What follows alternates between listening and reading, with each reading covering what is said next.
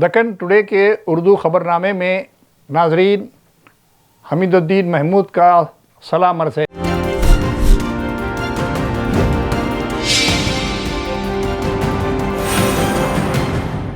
Telangana assembly کے session کا آغاز 12 مارچ سے شروع ہوگا، جس میں مختلف امور پر مباحث ہوں گے۔ راجیو گاندھی انٹرنیشنل ایئرپورٹ کو دنیا بھر کے 40 ایئرپورٹوں میں ایک منفرد اعزاز حاصل ہوا ہے اور بہترین ایئرپورٹ کا اعزاز دیا گیا ہے۔ بین الاقوامی سطح پر شہرت رکھنے والے راجیو گاندھی انٹرنیشنل ایئرپورٹ، جو شمشاد آباد میں واقع ہے، اپنے وسیع تر علاقے کے ساتھ ساتھ وسیع تر شاندار انتظامات کے لیے اپنی ایک منفرد شان امتیاز رکھتا ہے۔ یہاں اس بات کا تذکرہ ضروری ہوگا کہ دنیا بھر کے ایئرپورٹس میں راجیو گاندھی انٹرنیشنل ایئرپورٹ کا انتخاب حیدرآباد اور خاص طور سے تلنگانہ کے لیے ایک اعزاز ہے۔ بہترین ایئرپورٹ کی حیثیت سے یہاں پر مختلف ممالک سے آنے والے 15 تا 25 ملین سالانہ مسافرین کی ہر ممکنہ میزبانی کے فرائض انجام دیتا ہے۔ اس طریقے سے ایک بار پھر شہری ہوا بازی کے شعبے میں راجیو گاندھی انٹرنیشنل ایئرپورٹ کو خاص مقام حاصل ہوا ہے۔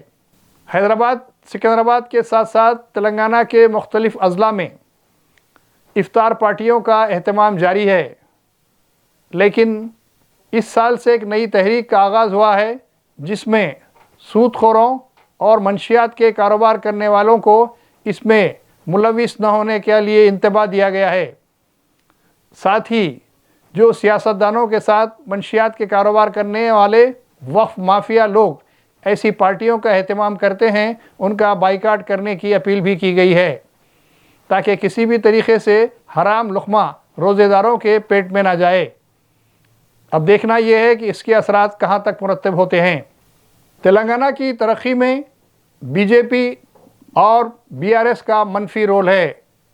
اس بات کا الزام ریونت ریڈی چیف منسٹر تلنگانہ نے لگایا اور کہا کہ بہت ساری اسکیمات کے پیش نظر فنڈز درکار ہیں تلنگانہ کے لیے، لیکن تلنگانہ میں بی جے پی اور بی آر ایس مرکز پر دباؤ ڈالنے سے قاصر ہے، اور ایسا محسوس ہوتا ہے کہ وہ مرکز سے فنڈز لانے میں پوری طرح ناکام ہیں، جن میں مرکزی وزیر کشن ریڈی کے ساتھ ساتھ کے چندر شیکھر راؤ اور کے ٹی آر بھی شامل ہیں۔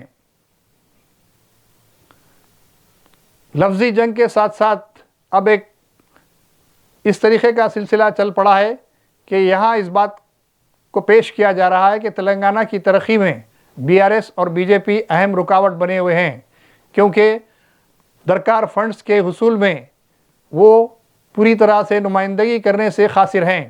تلنگانہ اسمبلی کا اجلاس جو 12 مارچ سے شروع ہو رہا ہے، اس میں تینوں زبانوں کے اس میں جوابات دیے جانے کی بات کہی گئی ہے۔ تیلگو، انگریزی کے ساتھ ساتھ اردو زبان میں بھی جواب بھی پر شامل رہیں گے۔ اس طرح سے اردو کو دوسری سرکاری زبان کا جو درجہ حاصل ہے، اس کے مطابق اردو زبان میں بھی جوابات دیے جائیں گے۔